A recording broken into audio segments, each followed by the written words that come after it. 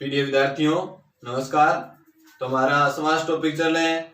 हमने सभी समास पढ़ लिए, मात्र एक समास हमारा रहे तत्पुरुष समास, वही आज हम पढ़ेंगे। देखते हैं तत्पुरुष समास। तो तत्पुरुष समास में क्या होता है? उत्तर पदार्थ प्रधानो तत्पुरुष है। उत्तर पदार्थ प्रधानो तत्पुरुष है। उत्तर का अर्थ होता है दूसरा। उत्तर का अर्थ क्या होता है? दूसरा। पदार्थ पद से अर्थ है पदार्थ है कि जहां दूसरे पद का अर्थ क्या हो, प्रधान हो, वहां तत्पुरुष समास होता है कि जहां दूसरे पद के अर्थ की प्रधानता हो, कि जहां पर क्या हो, दूसरे पद के अर्थ की प्रधानता हो, वह तत्पुरुष समास होता है। कि इस समास में क्या होगा?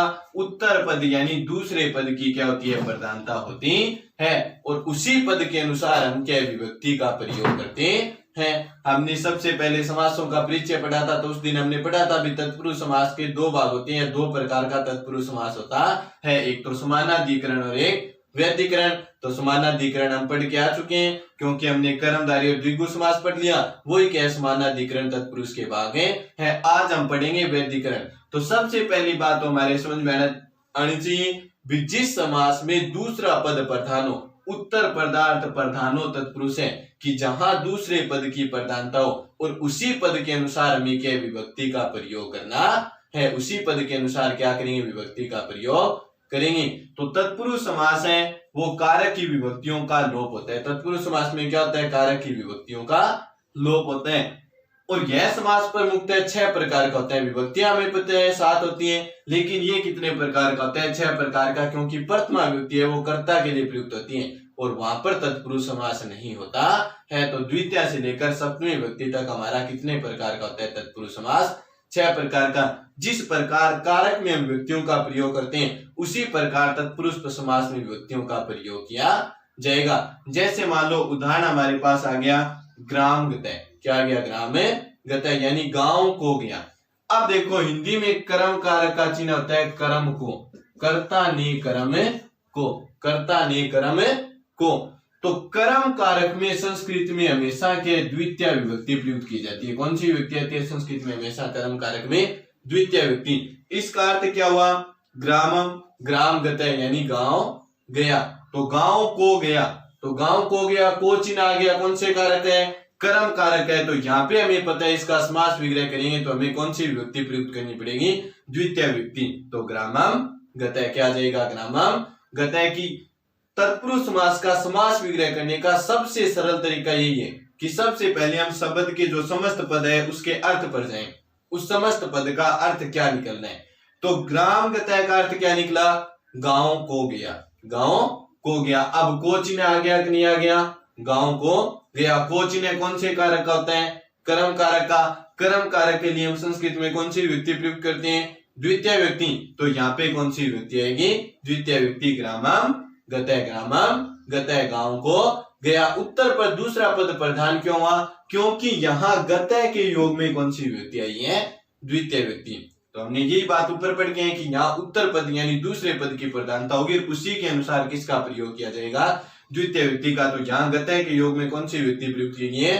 द्वितीय की। ग्रामम गतय शब्द के अर्थ पे जाना है। सबसे पहले हमें ये नहीं है किसके योग में कौन सी विभक्ति आती है, शब्द के अर्थ पे गई। ग्रामम गतय तो गांव को गया, तो गया तो को चिन्ह आ गया, कौन से कारक का? कर्म कारक का चिन्ह को है। तो यहाँ पे कौन सी विभक्ति प्रयुक्त करेंगे? क्योंकि कर्म कारक में द्वितीय विभक्ति प्रयुक्त की जाती है, तो द्वितीय विभक्ति प्रयुक्त करेंगे तो क्या जाएगा? ग्रामम गतय। क्या जाएगा? ग्रामम गतय।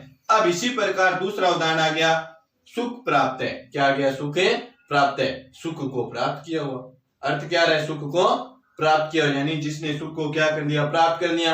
अब सुख को प्राप्त किया हुआ, को फिर से आ गया हमारा कौन सा कारक है? कर्म कारक है। विभक्ति कौन सी प्रयुक्त करेंगे? द्वितीय। मैंने पहले ही आपको बता दिया भी तत्पुरुष समास में जब विग्रह करें तो सबसे पहले समस्त पद के अर्थ पर जाओ, उसका हिंदी अर्थ बनाने की कोशिश करो। अर्थ हमें आ गया तो विग्रह अपने आप से ही होगा। तो सुख प्राप्त है, सुखम प्राप्त है। क्या हो जाएगा? सुखम प्राप्त है, सुख प्राप्त है। क्या हो जाएगा? सुख को प्राप्त किया हुआ तो सुखम प्राप्त है, सुखम प्राप्त है।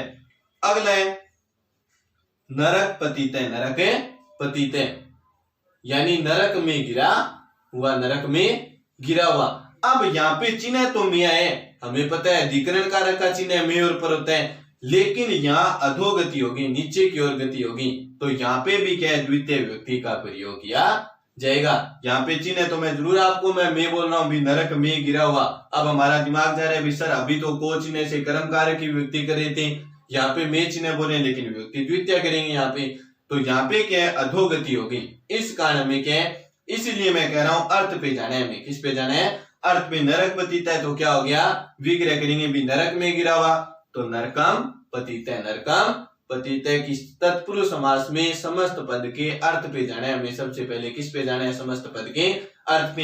हमने 3 उदाहरण पढ़े, तीनों में पहले में ग्राम गत है, तो गांव को गया हुआ, को आया तो कर्म कारक हो गया, और कर्म कारक में हमेशा संस्कृत में द्वितीय विभक्ति आती है, तो ग्रामम गत है। सुख प्राप्त है, सुख को प्राप्त किया हुआ, फिर को आया, फिर कर्म कारक हुआ, फिर हमने किया सुखम प्राप्त है, क्योंकि कर्म में द्वितीय विभक्ति आती है। अब नरक पतित है, तो यहाँ क्या है, अधोगति होगी, इस कारण यहाँ पे भी हमें द्वितीय विभक्ति प्रयुक्त की जाएगी, तो क्या हो जाएगा, नरकम पतित है। क्या हो जाएगा, नरकम पतित है। इसके बाद देखो हमारा आ गया हवन सामग्री, हवन सामग्री। अब अर्थ क्या हो रहे हैं, हवन सामग्री, हवन के लिए सामग्री, सामग्री हवन के लिए एक नहीं, के लिए का अर्थ जहां पर आ जाए वहां हमारा कौन सा कारक होता है, संस्कृत का संप्रदान। कौन सा कारक होता है, संप्रदान। की के लिए के अर्थ में संप्रदान कारक होता है, और वहां कौन सी विभक्ति प्रयुक्त की जाती है, चतुर्थी। कौन सी विभक्ति प्रयुक्त करते हैं, वहां पर हम चतुर्थी विभक्ति का प्रयोग करते हैं। काम पर जहां के लिए का अर्थ प्रकट हो, जहां पे संप्रदान कारक आते हैं, वहां कौन सी विभक्ति प्रयुक्त की जाती है, चतुर्थी विभक्ति। कौन सी, चतुर्थी विभक्ति। हवन सामग्री यानी हवन के लिए सामग्री। अर्थ हमें प्रकट हुआ, अर्थ हमने बना लिया, हवन के लिए सामग्री, तो विग्रह करेंगे हवनाए सामग्री, हवनाए सामग्री, हवन के लिए सामग्री। भी के लिए का अर्थ प्रकट हो गया, और के लिए का अर्थ किसके लिए प्रकट होता है, संप्रदान कारक होता है के लिए के अर्थ में, तो संप्रदान कारक हो गया, तो हमें पता है विभक्ति कौन सी आएगी, चतुर्थी। इसीलिए मैं बता रहा हूं तत्पुरुष समास में हमें अर्थ पे जाना है शब्द के। अगला देखते हैं देशभक्ति, देश भक्ति, तो यहाँ पे अर्थ प्रकट करते हैं शब्द का, क्या बनता है, देश के लिए भक्ति, देश के लिए भक्ति। तो फिर से के लिए का अर्थ आ गया, विभक्ति कौन सी प्रयुक्त करेंगे, चतुर्थी। कौन सी विभक्ति प्रयुक्त करेंगे, चतुर्थी, तो क्या हो जाएगा, देशाय भक्ति है, देशाय भक्ति है। क्या हो जाएगा, देशाय भक्ति है, देश के लिए भक्ति। की के लिए का अर्थ जहां पर प्रकट होता है वहां संप्रदान कारक होता है, और वहां संस्कृत में चतुर्थी विभक्ति का प्रयोग किया जाता है। तत्पुरुष समास के लिए सरल तरीका ये शब्द के अर्थ पे जाना है हमें सबसे पहले। तो देश भक्ति अर्थ हुआ देश के लिए भक्ति, तो क्या हो जाएगा, देशाय भक्ति। क्या हो गया, देशाय भक्ति। अब अगला आ गया देश भक्त है, देश भक्त है, तो देश का भगत, देश का भगत। तो जहां पर क्या आ जाती है संस्कृत में, का के की, का के की। हिंदी में ये संबंध कारक के चिन्ह होते हैं। का के की का अर्थ प्रकट होने पर संस्कृत में कौन सी विभक्ति प्रयुक्त की जाती है, षष्ठी विभक्ति। कौन सी विभक्ति प्रयुक्त करते हैं, षष्ठी विभक्ति। तो देश से भक्त है, देश से भक्त है यानी देश का भगत, देश से भक्त है। क्या हो जाएगा, देश का भगत। कि यहाँ पे क्या संबंध स्थापित हो गया, देश का और भगत का संबंध है, देश का भगत है वो संबंध स्थापित होती है। हमें पता है का की का अर्थ आता है, और वहां संस्कृत में षष्ठी विभक्ति प्रयुक्त की जाती है। तो शब्द है देश भगत, देश का भगत, हमें पता है हिंदी अर्थ ये होगा इसका, तो देश से भक्त है। क्या हो जाएगा, देश से भक्त है। इसके बाद देखते हैं अगला शिव कुमार है, शिव कुमार है, तो यहाँ पे भी संबंध स्थापित हो गया, शिव का कुमार, शिव का कुमार, तो शिव से कुमार है, शिव से कुमार है। क्या जाएगा, शिव से कुमार है, तो संबंध स्थापित हो गया, का की किया गया, तो यहाँ पे भी कौन सी विभक्ति प्रयुक्त की जाएगी, षष्ठी विभक्ति प्रयुक्त की जाती है। इसके बाद हमारा आ गया युद्ध वीर है, युद्ध में वीर, युद्ध में वीर। में और पर कौन से कारक के चिन्ह होते हैं, अधिकरण कारक के। कौन से कारक के चिन्ह होते हैं, अधिकरण कारक के। और यहाँ पे विभक्ति कौन सी प्रयुक्त की जाती है, सप्तमी। कौन सी विभक्ति प्रयुक्त करेंगे, यहाँ पर सप्तमी विभक्ति। कौन सी करेंगे, सप्तमी विभक्ति।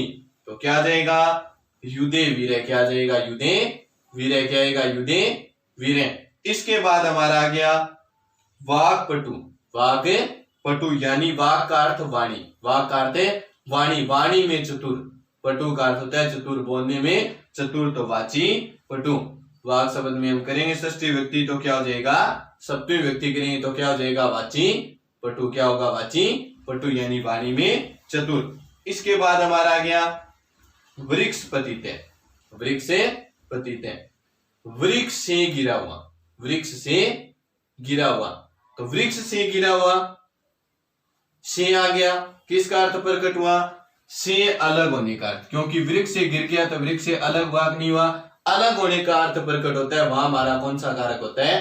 अपादान कारक होता है, वहां हमारा अपादान कारक होता है। तो अपादान कारक होते हैं, हमें पता है विभक्ति कौन सी आती है?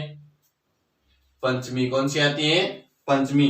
तो वृक्षात पतिते, वृक्षाते पतिते क्या आ जाएगा? वृक्षाते पतिते। अगला उदाहरण है हमारा स्वर्ग पतिते, यानी स्वर्ग से गिरा हुआ। फिर से आ गया, अलग होने का भाव प्रकट हो रहा है, स्वर्ग से गिरा हुआ। फिर हमारे यहाँ पे पता है हमें कौन सी विभक्ति आएगी? सर्वगाते पतिते, सर्वगात पतिते। सबसे पहले तत्पुरुष समास में हमें क्या जाना है? शब्दों के अर्थ पे। कहां पे जाना है? शब्द के अर्थ पे।